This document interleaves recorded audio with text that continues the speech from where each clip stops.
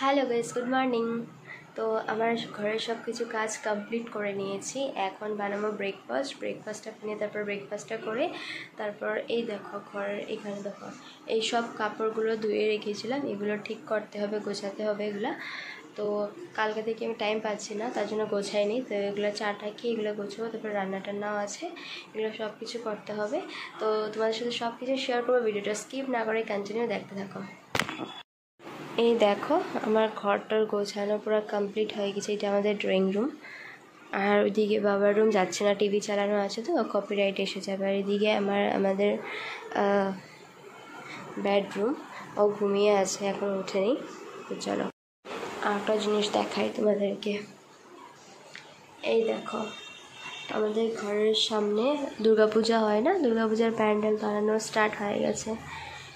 কি ভালো লাগছে তাই না বলো, পুজো এসে গেছে, এই তো প্যান্ডেলও বানিয়ে নিয়েছে। তোমাদের কার কার শপিং স্টার্ট হয়ে গেছে কমেন্ট করে কমেন্ট সেকশনে জানাবে। দেখো তো চলো এখন কিচেনে যাই। এখানে আমি রেডি করে রেখেছি, আজকে বানাবো গুলা রুটি। তো তার জন্য ব্যাটারটা রেডি করে রেখেছি। আজকে গুলা রুটি আর চা করবো, কারণ রোজ রোজ রুটি খেতে ভালো লাগে না, তার জন্য ভাবছি আজকে একটু গুলা রুটি করি। গুলা রুটি করে নেব আর সঙ্গে চা। বৃষ্টি দিচ্ছে, ভালো লাগছে আজকে। কালকে আমি সব কিছু কাপড় টাপড় ধুয়ে নিয়েছিলাম একসাথে, ভালো হয়েছে। কালকে তো এত বৃষ্টি ছিল না, কালকে বৃষ্টি এখন ছিল না। তো আজকে ধুতে হলে তো আজকে বৃষ্টি ধুতেই পারতাম না। তোমাদের কার কার শপিং স্টার্ট হয়ে গেছে একটু কমেন্ট সেকশনে বলবে। আমার তো এখন কিছু শপিং স্টার্ট হয়নি, করবো আসতে দিয়ে। কার কার গুলারটি খেতে ভালো লাগে কমেন্ট সেকশনে জানাবে। আর হ্যাঁ, এটা জানাতে ভুলবে না যে আমার ব্লগগুলো তোমাদের কেমন লাগছে।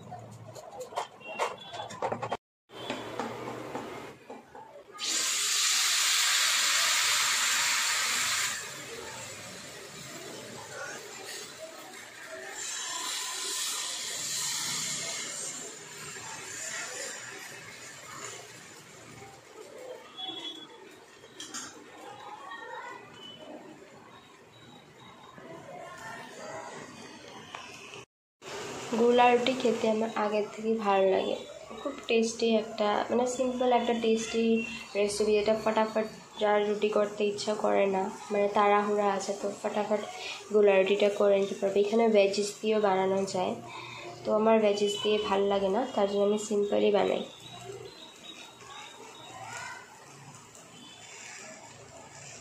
আর এখানে বসিয়ে দিয়েছি আমি চায়ের জল। চলো তাড়াতাড়ি বানিয়ে ফেলি, তারপর ব্রেকফাস্টটা করে নিই।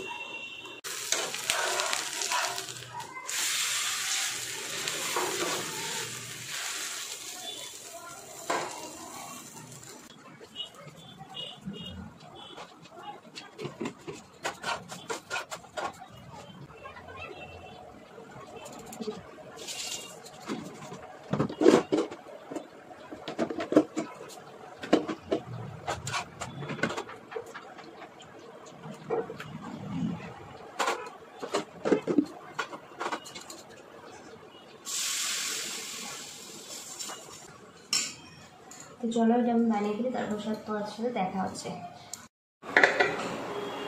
তো এই যে আমার ব্রেকফাস্টটা রেডি হয়ে গেছে, বাবাকেও দিয়ে দিয়েছি, বাবা খেয়ে নিয়েছেন। তা এখন আমি করে নিই ব্রেকফাস্টটা।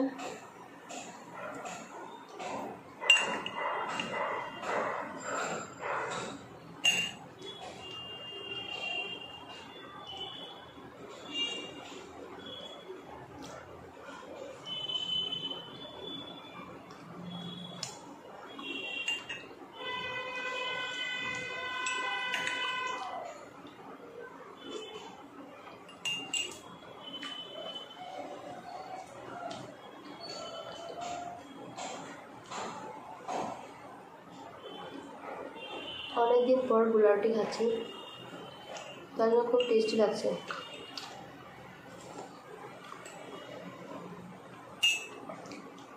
আমি খেয়ে নিই, তারপর তোমার সাথে দেখা হচ্ছে। তো এখন হয়ে গেছে বিকাল, আর দুপুরে আর ব্লগটা অন করা হয়নি, কারণ লাঞ্চ টাঞ্চ করে আমার স্টুডেন্ট চলে এসে গেছিলো টিউশনের জন্য। টিউশন করাতে ব্যস্ত হয়ে গেছিলাম। তারপর টিউশন কমপ্লিট হওয়ার পর এখন নিয়ে বসেছি। এই কাপড়গুলো কিছুটা গুছানো হয়ে গেছে, আর কিছুটা গোছাচ্ছি অল্প অল্প করে। তো এখন করব চা। আর হ্যাঁ, লাঞ্চে মেনুতে কী কী ছিল, লাঞ্চ বলে কি, আমাদের লাঞ্চে দুপুরবেলা যা বানানো হয় একসঙ্গে রাত্রের জন্য বানানো হয়ে যায়। তো চলো তাও তোমাদেরকে দেখাই কী ছিল আজকে মেনুতে। আর এখন চা করব, আমি বাবা চা খাবো, কারণ ও করেনি, ও খাবে না, একটু বাইরে গেছে কাজে। তো আমি আর বাবা খাবো চা। তো চলো সব কিছু তোমাদের সাথে শেয়ার করি। চলো, আজকে রান্নাতে একদম সিম্পল, বেশি কিছু এসে নেই, পুরো সিম্পল আজকে। এটা হলো একটা ডাল, পাতলা করে ডাল করা হয়েছে। তারপর এখানে আছে তোমার কাঁকরোল ভাজা আর পটল ভাজা। আর নিচে আছে এখানে আছে, এই দেখো, একটু মাছের কোড়ো, কি মকা মাছের কোড়ো, এটা মকা মাছের কোড়ো করা হয়েছে।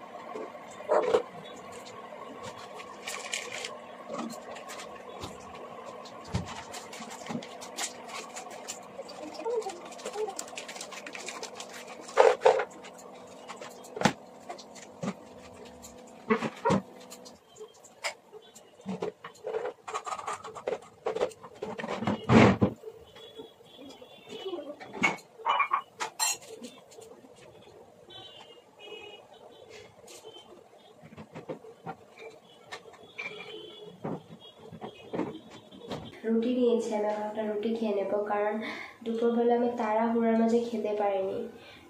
টিউশন এসে গেছিলো, বাচ্চা বসে বসে ভালো লাগে না, এখন টিউশনে এসে বসে থাকবে, তার জন্য তাড়াহুড়া করে অল্প খেয়ে চলে গেছিলাম টিউশন পড়াতে।